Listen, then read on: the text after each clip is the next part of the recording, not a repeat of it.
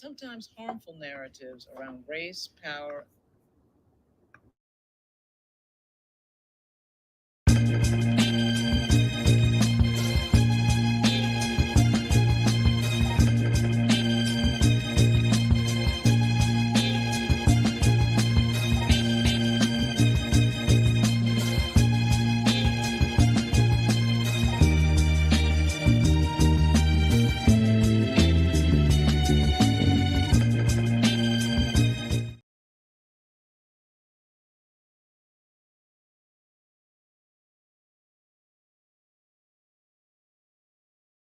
Job description written for the presidency. It might as well be written in bold print. Women and people of color need not apply. America did indeed make history last night, early this morning, though not the kind of history that many had foreseen or foretold. Voters chose a convicted leader. The jury found guilty 34 times, a man whom a judge ruled committed massive business fraud, while another court determined sexually assaulted a journalist. They chose a felon over the prosecutor, fascism over democracy, and servitude over freedom. We're going to break it all down. Katia's with us, Lauren's with us, and by popular demand, the one and only Barrington Salmon is with us. Good morning. Um, it's usually ladies first, but Barrington, so many have been waiting to hear from you, and now we get to hear from you on what happened here. We're talking about not only an electoral vote blowout, we're not only talking about a red wave, but Donald Trump did the unthinkable. He won the popular vote. Right now, the vote stands at 71.1 million to 66 million. Barrington? Hey, good morning, ladies. Um, I'm just surprised. I'm surprised that he won the popular vote. I'm surprised that it was such a clean sweep. They took the Senate. I think they said they're going to take the House. It looks like they're going to take the House. But for any of us who had any doubt about what America really is, this is a graphic illustration of the true nature of this country. Yeah. Lauren, I know you watched all night as well. Your reaction to this unthinkable situation. Welcome to Project 2025, everybody. You're on mute, Lauren. oh, There you can you go. hear me?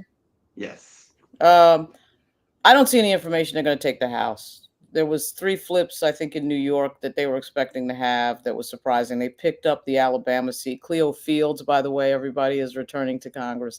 The great Cleo Fields, who voted against the Clinton crime bill.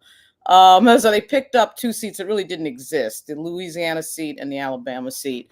At any rate, there's no shock here in terms of American history about what type of personality Donald Trump has. He was telling white folks at rallies straight up, "This is your last chance," back in 2020.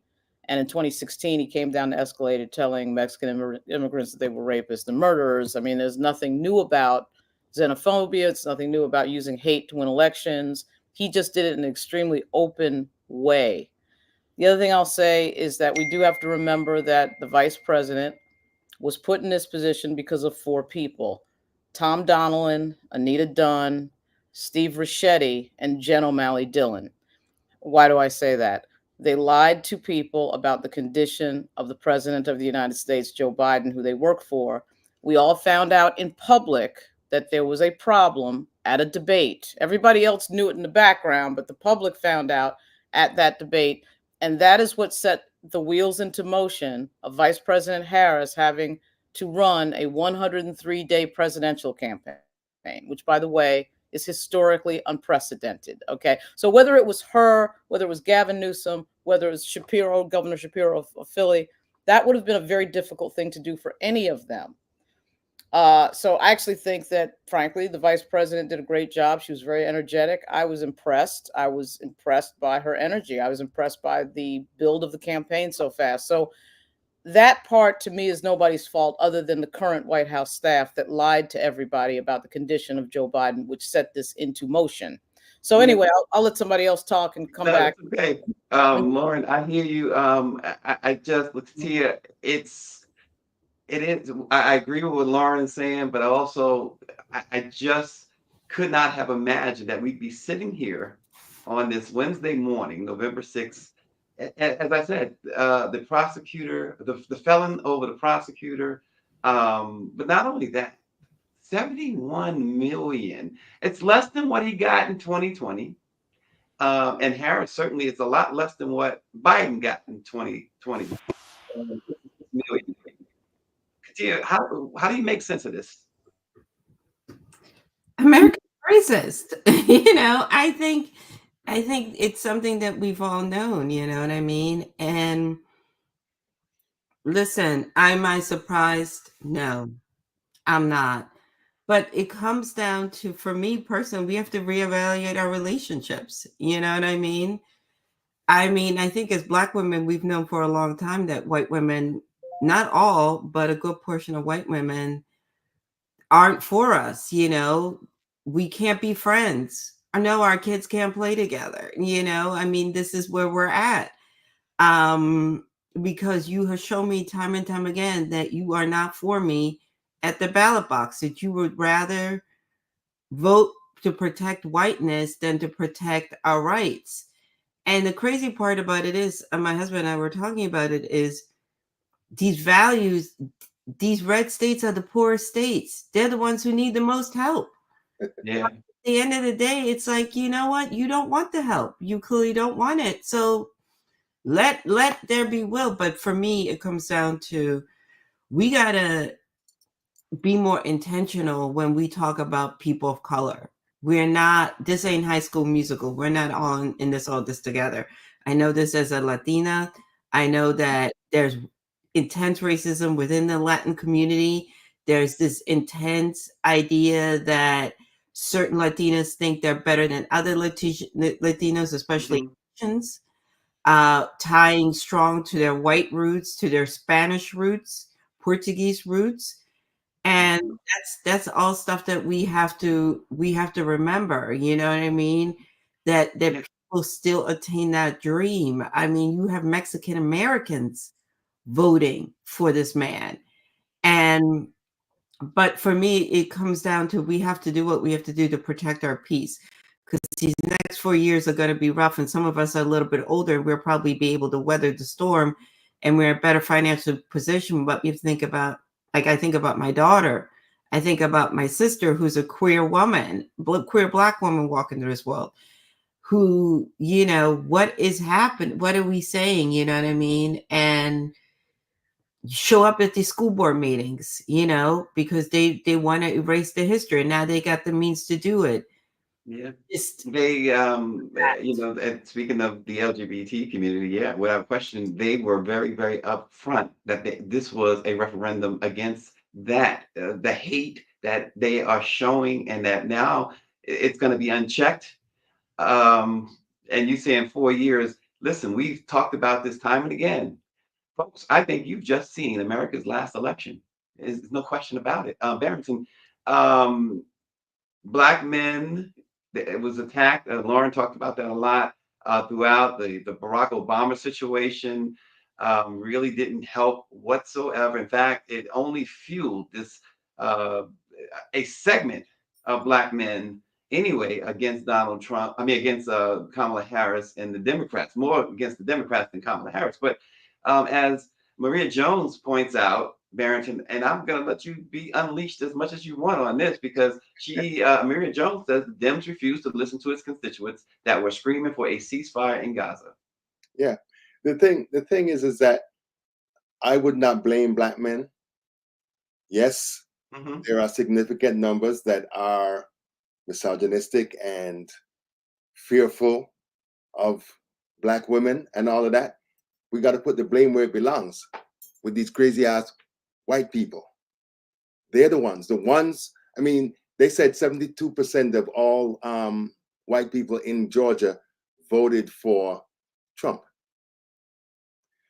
The thing that, I was listening to Katia, and it just reminded me of conversations that we've had before, because the question that I have is, do we continue to try to build in this system that has never been for us, that doesn't care about us, that prefers to see us dead? Or do we separate? Or do we do something different? We got to think of some other options, because this, whatever this is, it ain't working. Taylor Green won again. How is that even Of course. Why are you a surprised? conversation? Why are you surprised? Why are you surprised? Listen to the We things just said it. listen to the things that Trump said in particularly the last 2 weeks of the campaign. You can't be more explicit than that. You can't be more vulgar than that. You can't be more vile than that. And it didn't make a difference. So for us, the thing that just strikes me all the time is that the moral compass of this country are African Americans. And African Americans are always showing the rest of this country what its ideal should be. And at some they talk about black men not voting for Democrats. You got to give folks something to vote for. You can't just tell them that Trump is the worst thing that ever happened and think that that's going to be enough. And I've talked to folks for my interviews and stuff, and I talked to an activist in Alabama. He's been on the ground for 8-9 years. He said the most they've ever gotten from the DNC is $30,000. And every election, they come the month before the election, and they're going crazy trying to get you to vote, trying to get you to register. That's madness, bruh. Yeah. And listen, I would say it, the way that the DNC, the way that the Harris campaign, the way that the Biden campaign treated the black press, ignored the black press, alienated us from their ad buys, alienated us from access. And we had access to the vice president when she was vice president, before she was candidate Kamala Harris. We had access. Yeah. They took that away. For whatever reason, Jamie Harrison, he may have his reasons. I can't speak for him, but he has his reasons, petty as they may be. He didn't want to deal with NNPA or the black-owned media for the most part. I know Roland worked very hard. Roland Martin did very hard, earned whatever he got from them. He earned every cent of it. But that could have easily been something that whatever petty differences that Cedric Richmond, Jamie Harrison, Stephen Benjamin, the Biden folks, the Harris folks had with the black press of America, it was not the time to show or to get retribution against the black press of America. It was just not the time. But with Lauren, with $1 billion that they spent, there's more than enough money that they could have given the black press.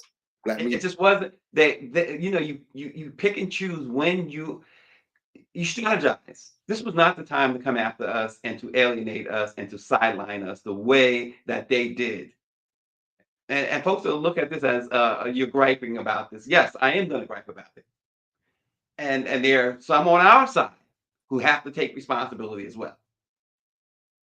Biden said he was the only one that could beat Trump.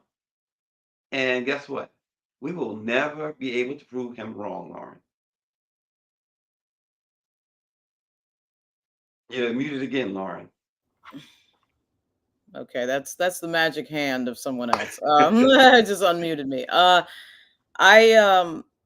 Apparently the black press was given about $10 million, according to Roland last night on the show, for the BET. Roland was given about $10 million, not the black press of America. He said that BET was given some amount of money for the Black Male Forum. Okay. I'm not certain about any other individual platforms. I do think that this conversation that never ends with regard to funding black platforms when these elections come up is something that has to be confronted. It probably was going to be confronted by Harris because according to what everybody was saying, she was in the background wanting that to happen, and somehow the machinery didn't allow it to happen. Okay, so we've heard that a million times, but I do think that she was probably going to be a lot better in the long run than what we've seen. But I think we do have to remember this was a 103-day campaign. Okay. And this 103-day campaign happens. If we wheel back the history, this entire thing that is Donald Trump was a backlash from President Obama, because Trump got mad that Obama made fun of him at the correspondence dinner. And next thing you know, he's running for president. Then we got the mistake of the 26 campaign brought to us by Robbie Mook and Hillary Clinton that really sets into motion Trump's power. He gets into the White House when frankly he shouldn't have. She actually got 2.8 million more votes than he did, but of course he won on the map, right? So then we have Joe Biden that comes in there really as the perfect candidate to win in 2020. I don't know who else could have pulled that off. He has the name recognition, he had the support of the party, he had all that, and he won. But I think we have to keep in mind when we start going down these roads of course it's racism and misogyny in America, because that's so much a part of the American story. But remember that a white male, Joe Biden, only got 51% over Donald Trump in 2020. A white male that is Scranton Joe, that's getting the hard hats and the so-called white working class white folks, he wins barely. I mean, certainly misogyny and patriarchy and racism is always a part of the backdrop of the American story. I'm not completely clear that Gavin Newsom could have come in July and done a heck of a lot better than Vice President Harris or Governor Shapiro of Pennsylvania. Maybe they could have, maybe they won't. It's impossible to know the answers to those questions. But I do think that what we do know about campaigns on the national level is that name recognition and knowing who somebody is a huge part of it, generally speaking. I think in President Obama's case, even though he didn't have that name recognition, what he did have is you had a brilliant generational, once in a lifetime candidate.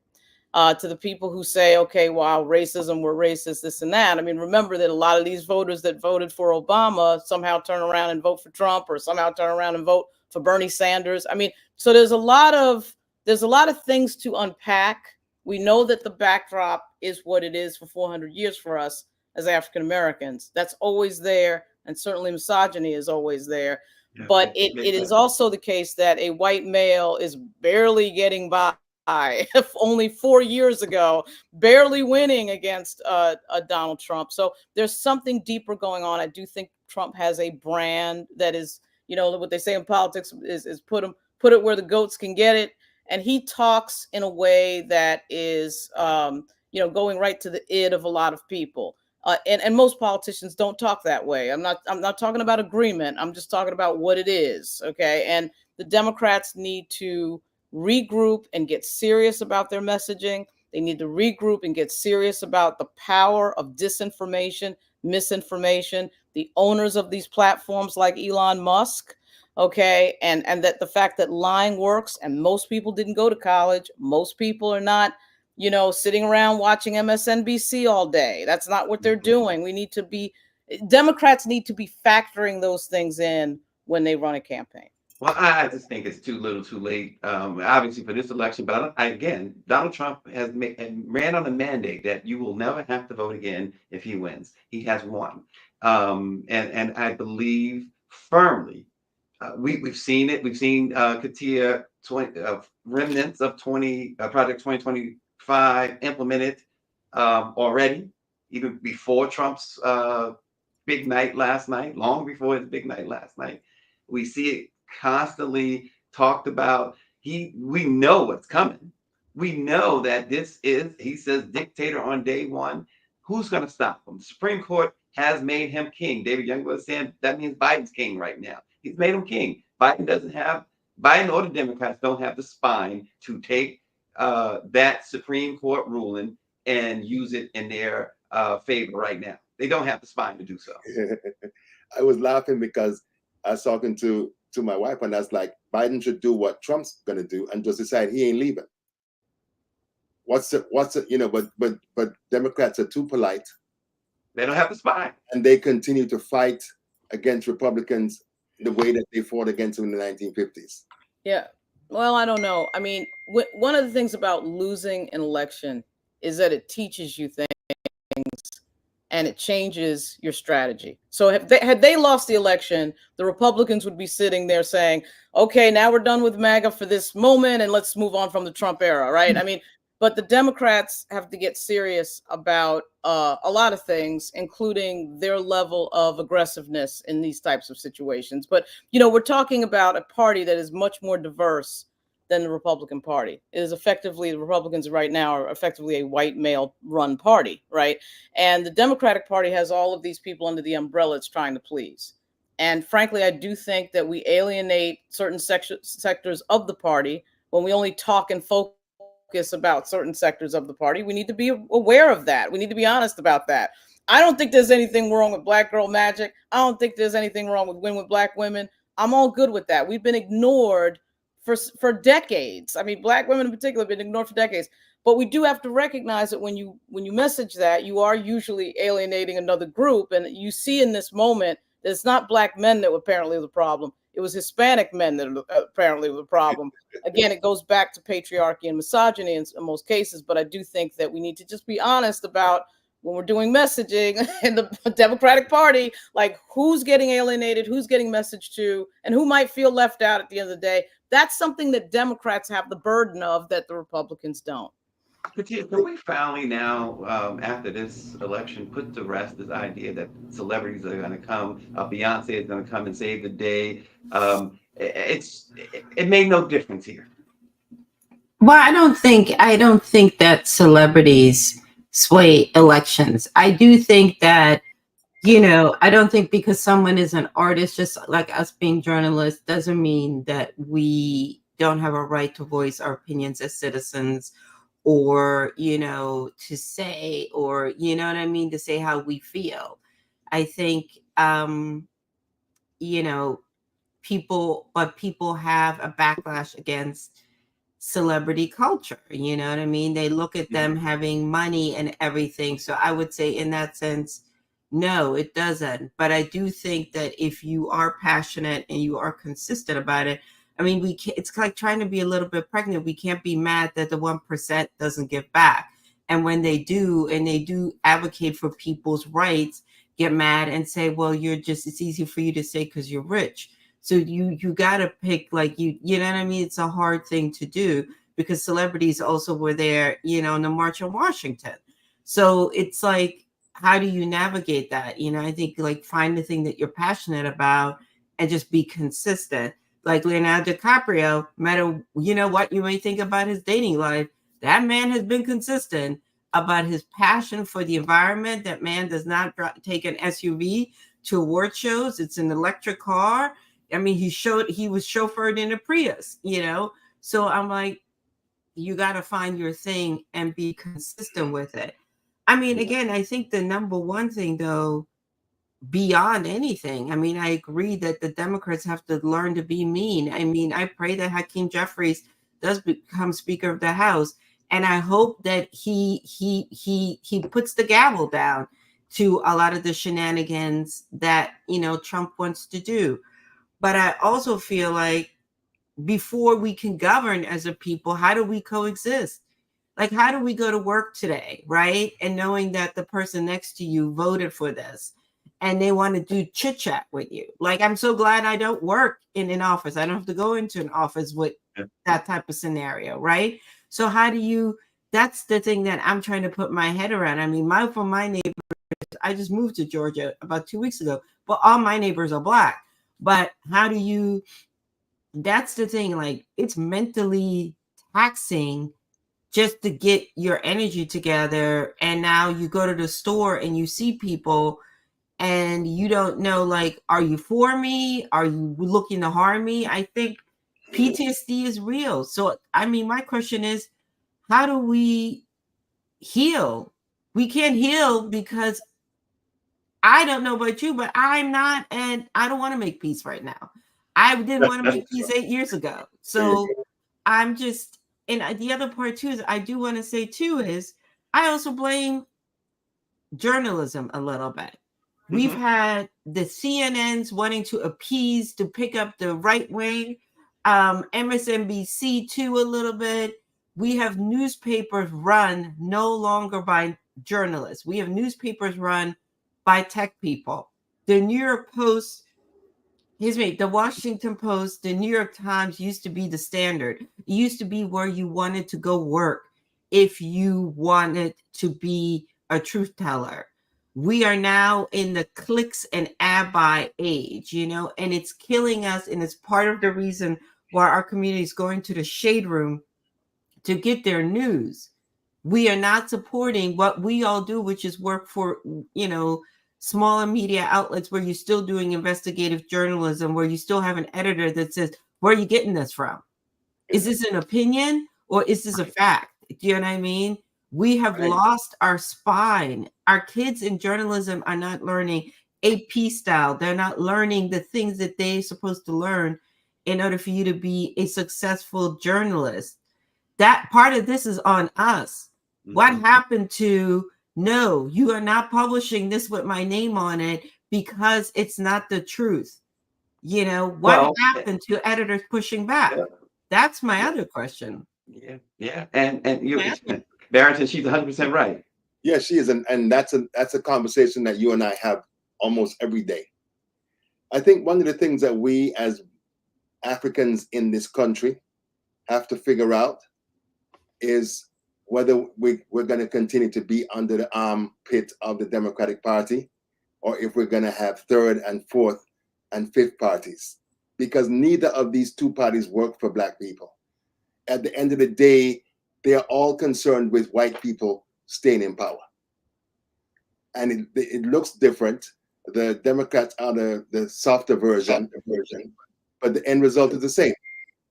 So we have got, Katia is so right. We got to get tough. We got to get tough in determining who our allies are, in pushing away those that aren't our allies, and kicking some butt, because our lives are at stake. I've written so many stories about Project 2025, and it's a 900. Yeah, I've seen them too. Yeah, it's 900-page compendium of all the things that Trump wants to do. They want to put 50,000 loyalists in the federal government and get rid of civil servants. They want to dismantle the Department of Education. They want to get rid of the Civil Rights Division of DOJ. They want to put the DOJ under the executive. The biggest thing he said he's going to do on day one is detain and deport between 15 and 20 million undocumented immigrants. And they're also saying that those of us, not me, but others who are naturalized U.S. citizens, they're talking about taking away their citizenship if they're immigrants and deporting them anyway. I guarantee you that if any part of that becomes reality, Americans going to be eating grass, because they won't have the migrant workers to pick fruits and vegetables, kill cows and pigs and all that stuff, and do the work that lazy white people have decided that they don't want to do.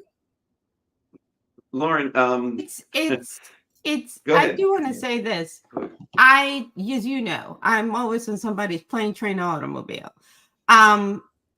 When I travel, and I'm very fortunate enough to stay in some very nice hotels, the way I've become cognitive of who keeps those hotels running, it's nobody white. From the reception to the people that help you carry your bags, especially if you come out to the West Coast or you're in Florida, including places like Florida. It's the people who clean our rooms, the people who keep the machine going so that you can have that wonderful, all-inclusive, whatever it is that you think you're entitled to. It just has made me more conscious to understand that these small businesses that claim they can't find people to work because, as you just stated, white people don't want to work for $17 an hour and have a half-hour lunch break, you know what I mean? And that's it. And maybe possibly work overtime. It's those people. It's the same people who their homes are being cleaned by immigrants. It's the same people whose children are being raised by immigrants. Yep. It's just, I don't think they understand that.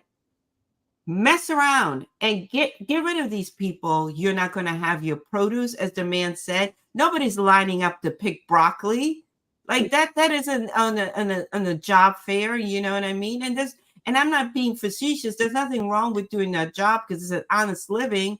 But I'm just saying, these people aren't, you know what I mean? So even like purchasing my home, the people who build a home aren't immigrants. Yeah. Do you understand? So I'm really trying to understand, like when they get rid of all these people, and trust me, Black people are not interested in working those jobs either. Who do they think is going to work these jobs? It ain't going to be the poor people in the red states. So good luck with that. Lauren Greer mentions that the white husbands didn't even help their Black wives. What are you talking about? Well, listen, you have interracial marriages, right? And this is certainly not in the interest of Black women, right? Um, yeah, I mean, that's like saying, water is wet in terms of American history. I mean, we have, She's talking about, I'm sorry, she's clearing that up. She's talking about Kamala Harris and Doug Emhoff. yeah, actually, I do think that Vice President Harris and the fact that she's married to someone who's not Black, one would think that that would have been almost like another prong of appeal. You know what I mean? We'd never had this sort of second gentleman set up. And obviously, the Jewish community is very powerful in the United States. One would think that, that would actually be another fun fact, another fun reason to vote for her. I mean, you don't know how people take these things. I mean, it's hard to know how people take things out, but I think people generally vote for the candidate, not the running mate or the whatever. I mean, so it's or the husband or wife. But I get the point. To go back to something with regard to journalism, legacy journalism, if there's one thing this campaign just proved, is that legacy journalism is over, effectively. We're just waiting really for the New York Times to be completely ignored. But when I see that, and I don't have any problem with this, I tell people all the time, when you have a journalistic platform, you're competing against everything. You're competing against what people post on Facebook. You're competing against Club Shay Shay. You're competing against Alex Cooper. It just turned out that the Harris campaign really bought it to fine art and was interviewed by literally everybody. The only reason the Joe Rogan interview didn't happen is because Joe Rogan wanted to do it in the studio. She didn't have time to do that. I suspect if the campaign was 300 days and not 100 days, it would have happened. Okay, so but this is the problem of the media not making any money, getting desperate for money and desperate for clicks and doing anything to get it. And what do we get out of that? We got the Washington Post punking out and deciding not to write an editorial, the easiest thing in the world, when you have a billionaire owner, by the way, who shouldn't be fearing too much, one would think, but apparently fears Donald Trump. And so that money piece is what gets stupid journalism going real fast. And I can guarantee you a lot of these journalistic platform owners are celebrating the fact that Donald Trump is going to be in the White House again, because a lot of people made money off that. A lot of careers made money off that. A lot of books were sold. And that's exactly what's about to happen again. So there's that. There was something else. I think that, it's easy to get like really depressed about this thing. I mean, I know that it is depressing, but you do have to keep in mind that there are some special characters that show up in politics every now and then. Barack Obama was one of them, and I think Donald Trump is another one. This guy started out as on a show that I watched all the time, and in fact have the box set of the first season, The Apprentice. That was actually a good show. It was an interesting show. If you owned a business and you were into entrepreneurial stuff, I mean, that was an interesting show to watch at the time. It was the first sort of entrepreneurial show at the time. And that Donald Trump, which I grew up in New York, that Donald Trump that I saw, even the Central Park 5 Donald Trump, even the worst part of Donald Trump, is not the person that I've been looking at for the last, 8 years. Everyone who knows him, Lauren, I'm talking about from Howard Stern to Joe Scarborough to others, say the same thing. This is not the same guy. Right. And so I know that that's cold comfort. Right. But something is up. I tend to think that there is something maybe organically wrong with him in terms of something going on, but I'm not a clinician and a doctor to know, but he's clearly a different person, And this is not to say that if that person in 1985 had gotten elected, everything would be great. I mean, we do have to remember his father was arrested at the Ku Klux Klan rally. I mean, the guy clearly is a product of what I would say is just sort of boilerplate American racism. I mean, his thoughts and views on things are not things that we've never dealt with before as Black people in America. I mean, there's nothing new about that. What's new about it is that he completely pulled back the curtain. He's saying things out in the open that had never been said, not even by the George Wallaces or the Lester Maddoxes. I dare one of you guys to go and Google George Wallace and Lester Maddox and some of these racists in the 1960s. They were reluctant to talk that way. I mean, they talked in sort of a code. Jesse Helms talked in sort of a code, the deep down, you know that he's right with the hands, that commercial. I mean, they never openly said it. Donald Trump has dropped all pretense, as Greg Carr and Howard would say. And that part, I think, is dangerous, because that is, of course, sending a huge signal to people like the Proud Boys, who he's about to pardon. He's going to pardon all those people that my boyfriend had to be interviewed by with regard to the Justice Department and all his friends at work at U.S. Capitol. He's going to pardon all those people. He's sending a bat signal to racists, and this moment is really signaling to everybody it's okay to do what he did. There's nothing countering that, and that's why the Democrats have to get open their air hate from here on out. Well, the thing that we need to do is to do what the Deacons of Defense did in the 1960s. We better get our weapons, and we better go to gun ranges and make sure that we do things to protect ourselves, because Jesus ain't coming to help us. Roland said something very similar last night. Remember when Trump first got in, gun ownership among Black folks, responsible gun ownership among Black folks went through the roof. Yeah. I mean, there has to be a real honest conversation going on in the high leadership of the Democratic Party. Here's the thing, and as Orangey says that Biden had better pardon his son. Well, we might see now that Biden offers a pardon to Donald Trump before Donald Trump takes office, as really perhaps an olive branch. I don't know. I'm just thinking out loud. And look, something I think is interesting is Roderica Applewhite, who is the director of Black media for the Biden administration, a title that certainly is going away come January, just tweeted 5 minutes ago, not that it matters at this point or will be acknowledged by the broader electorate in any way, but you'll notice that there are no accusations of a rigged elections or calls to stop counting votes or threats to turn violent because we didn't win. Yeah. Okay, so what?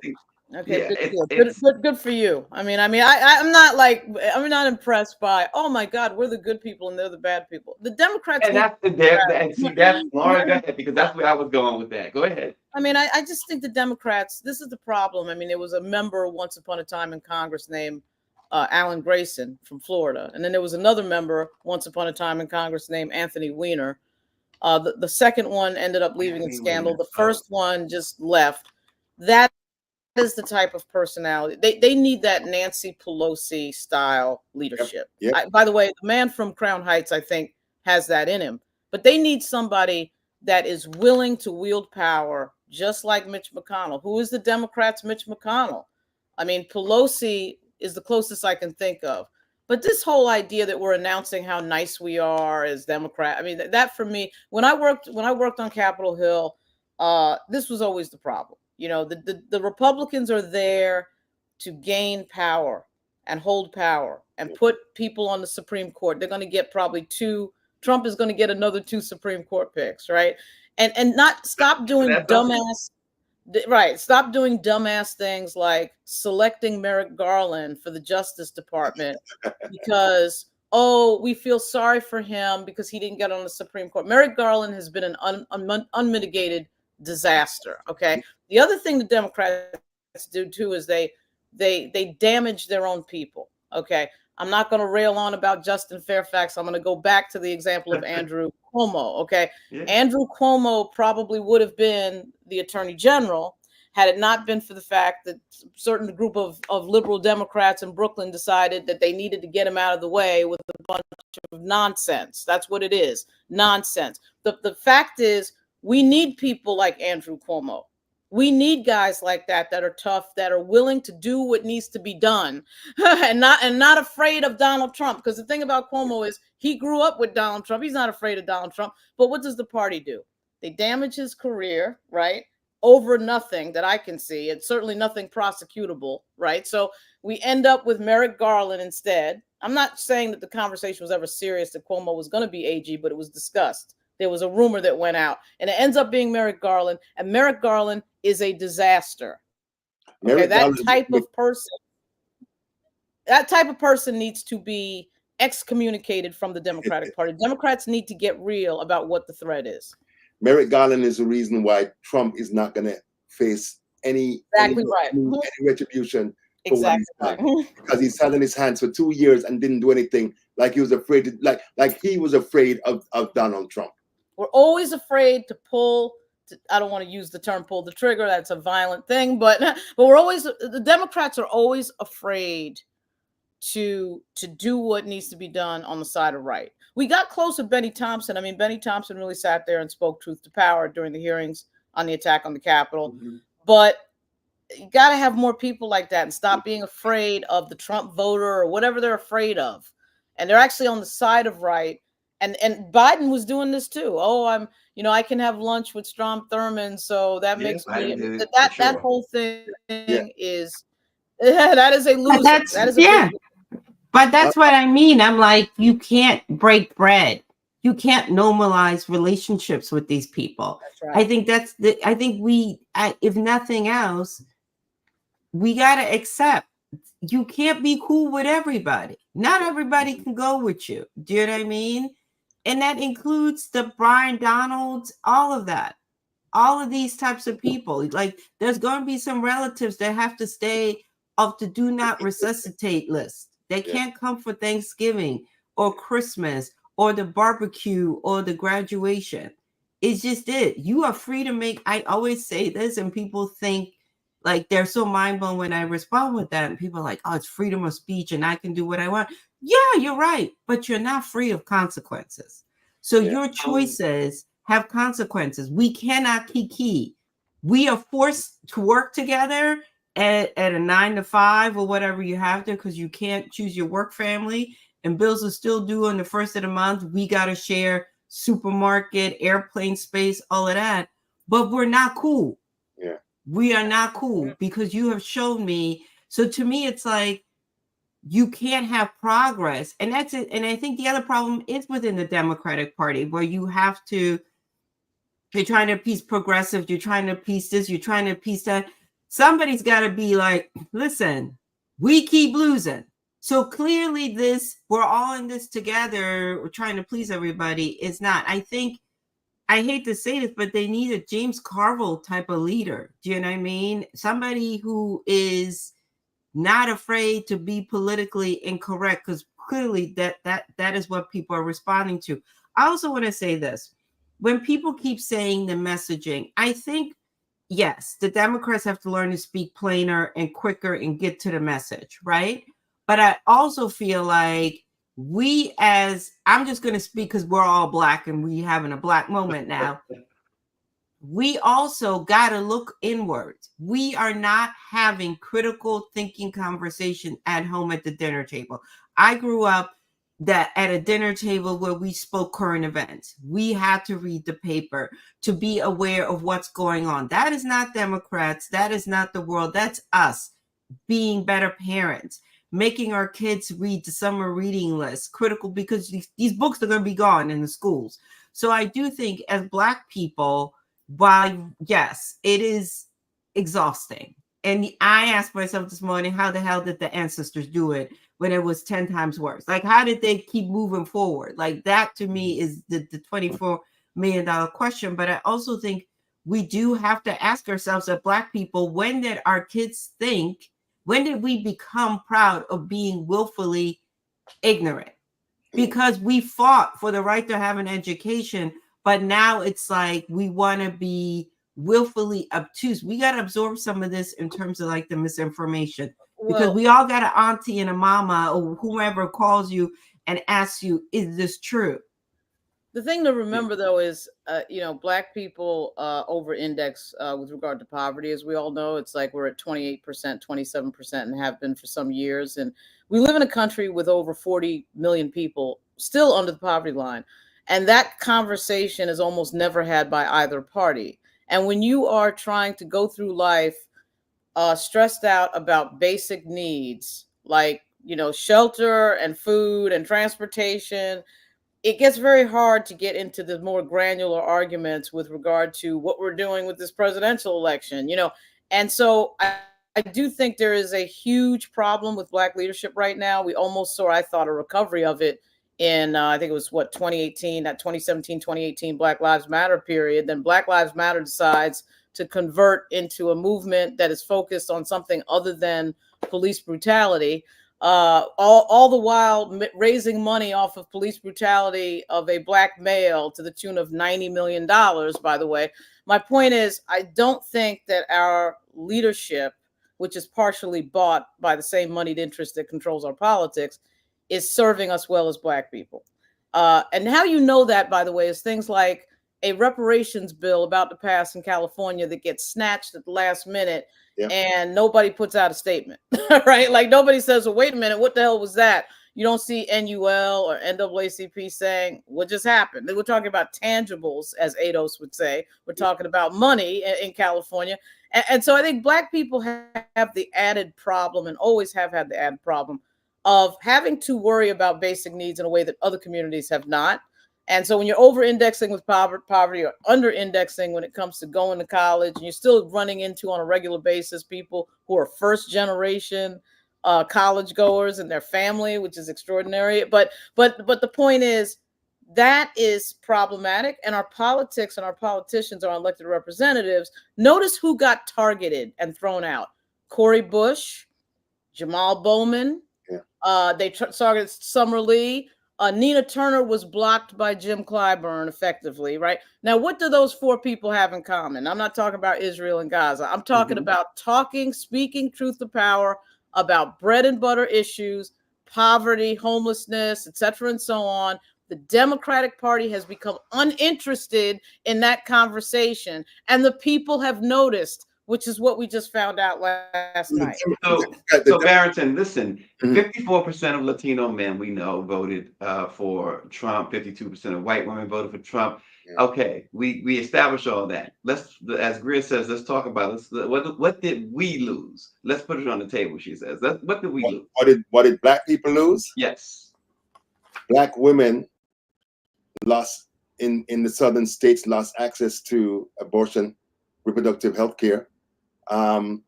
Blacks in general are going to lose whatever gains we've made because of DEI programs.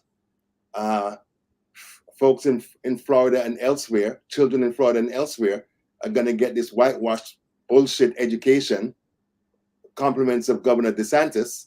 So there's a lot, and I mean, for people like me, I'm an immigrant. I could be on the list. I'm a journalist. He said he's going to shoot journalists. He's going to jail journalists, and then the idiots in mainstream media keep on saying, well, he's just saying it. He doesn't mean it. We'll see. Well, and you mentioned he's going to shoot journalists. He said he's going to shoot journalists, or have journalists shot, and this retribution. What's in store, Lauren, for his political enemies? Is he going to carry that out? Is there any reason to believe he's not going to carry it out? I should ask. There's no reason to believe he's not going to carry it out. If you remember, during the first term, he pulled the credentials of CNN in the press room, and then they stopped the briefings. I'm not sure why they wouldn't pull the credentials or go after the FCC license at CBS, just like he was talking about. Yeah. Remember that this isn't just Donald Trump. We're dealing with Stephen Miller and this other lunatic, Steve Bannon. Okay, these people, for whatever reason, have it in their head that there are certain people who are enemies that they're just dying to go after. So, I mean, if Donald Trump keeled over tomorrow, you would still have this group that you're dealing with. It would just be J.D. Vance as the person who's the titular head. I don't have any reason to believe he won't go after Nancy Pelosi. I don't have. They think everything's funny, and excuse my language, but this version of the Republican Party, this MAGA version, has gotten into this cycle of wanting to out asshole each other. Everything is about being the biggest asshole in the room, right, and saying the most outrageous thing. And for some reason, that's the ride that they're on, and that's a ride that the opposition has to figure out how to stop. To go back to your question with regard to what we lose, they're going to go after Social Security. They're going to go after the student loan payback. They're going to end that. That is obviously going to end. They're probably going to try to go after health care, known as Obamacare. They keep bringing that up over and over again. They're probably going to try to F up the civil service. Remember that Reagan effed up the civil service when he was president. He made an adjustment that cost a bunch of people a bunch of money. He didn't completely end it. But for some reason, I don't know why, and I don't care why, because they're lunatics. Steve Bannon and these people want to make it difficult for people to get a pension and to live a life where you spend the 20 years at the federal job, and you do that because you're a mail carrier, because you're doing something that's not a political job. They want to end that. My theory of the case on this Republican Party has always been they want more poor people so that idiots like Elon Musk can have desperate people that want to work minimum wage someplace. Because if you think about the donors of the Republican Party, it's the owners of, Walmart, and the Home Depot guy died yesterday, right? What do they want? They want cheap labor. This is why I don't understand why they're against immigration. They want cheap labor that they can push around. Now they're trying to get AI because they don't want real people. So because we don't have to pay AI, and AI, is a bunch of machines. But really what I think it is these donors want cheap, desperate labor, which is why they're against abortion, because you get a lot of people who are born, out of wedlock, unwanted kids, whatever. They turn 15, 16. They're working at Target. They're working at Walmart. And that's just what they're doing. And that's it. They need more people like that. I think that's their theory of the case. I mean, they're always trying to make things difficult for poor people. If you remember when Biden gave out the $1,500 checks during COVID, all the Republicans were against it, all the while voting for billions of dollars to go to Ukraine, to go to the Middle East, to go to Asia, that Taiwanian aid. I to this day don't know what the Taiwan aid was. But anyway, that's what they're doing. They're making us pay taxes, sending our tax money to Benjamin Netanyahu, and then turning around and going, your kids have to work minimum wage at Target. And that's what this is. Like, so that the people who fight against that, again, I'm going to name them again, Jamal Bowman and Summer Lee, they've noticed that. Nina Turner, who I don't agree with everything with Nina Turner, but they've noticed that pattern. And when they try to fight against it, the Democratic Party tries to fight against them. That's the part I'm confused about. What does the Democratic Party stand for? I mean, these new Dems and these business. Tell me. Nothing. These are a bunch of neoliberals who are corporatists. They don't care. I got you. I hear you. Well, Barrington, I know you got to run. We have a couple minutes left anyway. I always appreciate you. I'm glad. Welcome back, Barrington. Mike V was just asking about you yesterday, among many others. So good to have you back. Thank you, ladies. Thank you, Greer. Anisha Cross just tweeted that to think that mainstream media spent all of that time naming, shaming, and blaming Black men, and it was Latinos the whole time who deserved that spotlight. Another thing, you talked about mainstream media, Katia. The focus, the negative spotlight continues to be where it should not, right? We continue to miss really the problem when it comes to these things and what people have identified as the problem anyway. I mean, we lost our courage. We lost producers and editors. We lost newsrooms saying, you know what I mean? Quitting is not like, you can't run a paper. Like, it's why I do think that traditional media as we know it is over. I also think we have to get back to being willing to investigative journalism, to continue to show these, problems. I mean, we did it during a time when the odds were really, like, not to say the odds aren't against us, but when the odds were really against us and we couldn't go to certain places and we really had to be backwards and forwards to inform our communities about what is going on. So we got to decide, as journalists, no matter what aspect, no matter what our beat is, who are we going to be? Are we going to live on our knees for this fake access where we can't ask real questions, or are we going to go and stand on our feet, And I'm not the living on my knees type of thing. First of all, I'm too old. It takes too long to get up. And second of all, I just don't have that in me. I think about, you talk about educated. I am the granddaughter of a woman that had to leave school in 3rd grade, born in Minas Gerais, Brazil, under my mother lived and grew up in a dictatorship in Brazil, and in spite of that, went out into the world, you know what I mean? Got an education, speaks 5 languages, moved to this country speaking a little bit of English, and then, went back to school and got a civil service job and changed careers. So to me, it's like, I think about them, as annoyingly exhausted as I am today. But I do think about how the thing I do remember from my grandmother that stays with me and that stays in me in moments like this, and it makes me a little bit emotional, is she was so, I'm the oldest grandchild, and she spoke power into it, where she was like, you have a choice. You have an opportunity to be an educated woman, to have things in your name, to have agency over you. You know what I mean? She understood that, and she was married over 40 years. So I asked myself, I thought about her, when I graduated college. I thought about her when I started my business. I thought about her, when I had my daughter. So I think we have to lean on that a little bit, but I do think we have every right. This turning the cheek thing, Black people, we gotta let go of that. And Well, also, as Latinos, we gotta hold each other We accountable. let I go of say that this a all long the time time. I ago. said, Afro Latina, we have to sit down and we have to say, you want to be white and you want to vote, you want to hold on to your Spanish and Portuguese, whatever freaking heritage you think that makes you better, be my guest. But do not call us when they start getting rid of you, when they start denying you a seat at the table. Byron Donald, you did all this butt licking and he went and got somebody else. So we do have to, and I asked John Leguizamo this when he did a series on Latin America, which is like his second one, right? I raised my hand and I said, the problem is when we make these series, we always highlight the same countries in Latin America, the same people who look a certain way.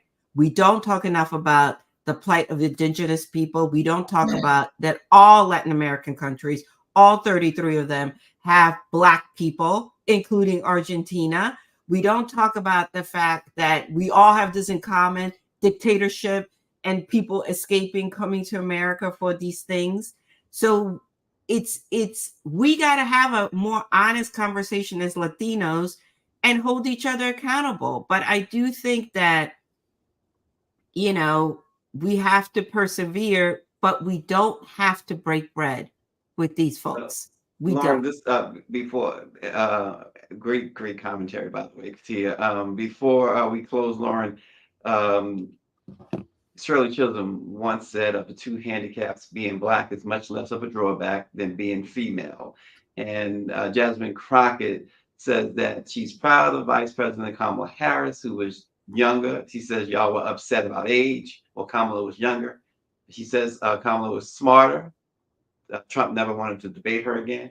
She's kinder. He spews hate towards everyone. And she looks out for the U.S. He's looking out for himself. And she goes on to say, but as I said many times on the campaign trail, this election was more about us and what it is that we wanted for our future. And well, Project 2025 is loaded. Yeah, I'm an optimist, and all this whining about, quoting Malcolm X talking about how Black women are the most disrespected and we're this and that. I'm not into that. I'm not into that. You know why I'm not into that? Because I've read all my Ida Wells biographies and all my Harriet Tubman biographies. And my grandmother came over here from Barbados with my great grand, who was a cleaning woman, and bought a house that is now worth a lot of money in Brooklyn with 3 people. And so I don't like sitting around bitching. I really don't. I know that's in vogue for some of these younger folks that want to complain about whatever. It's not my thing. My grandmother came in here, Great Depression. These are cleaning women. These are cleaning women who figured out a way to make it, and I'm just not a fan of this idea that we're despairing. This nation came within a few 100,000 votes or so, probably a few million. I haven't looked at we don't have the final numbers yet, of electing a black woman the president of the United States. It probably would have happened hadn't been for the accident of her having to run a 103-day freaking campaign, which that is extremely difficult to do. I think she did the best with what she had. I think she was extraordinary. I think Vice President Harris was extraordinary. We need to stop whining. The Democrats need to stop whining, stop getting in despair. Yes, it's a bad moment. Yes, it's frightening to watch a white supremacist win an election. Is it frightening? Yes. Is it the first time it's happened? Hell effing no. We had a group of them leading the South from basically the end of the Civil War right up into the 70s, okay, that were governors of these southern states. We as Black people have seen this movie before, and we need to stop telling ourselves that we're going to lose or they hate us or whatever. If Harriet Tubman could go 4 states on foot, with her family up to Maryland and back twice, we need to stop thinking that we can't, defeat what is coming. We know what's coming, and we have players on the field that can play this game. And so I'm not a big fan of, oh my God, what are we going to do? And we're Black and we're women and we're disrespected. We got a lot of strong Black folks out there, female and male, that know exactly what time it is. We just got to put the game together, get a strategy, and move forward. There you have it. Lauren Burke, we appreciate that. Katia, we certainly appreciate you and all that you guys bring. So keep up the great work. We'll be calling you again, no doubt. And we certainly appreciate you all here for watching. Let It Be Known. We'll see you again tomorrow. Thanks a lot. Thank you.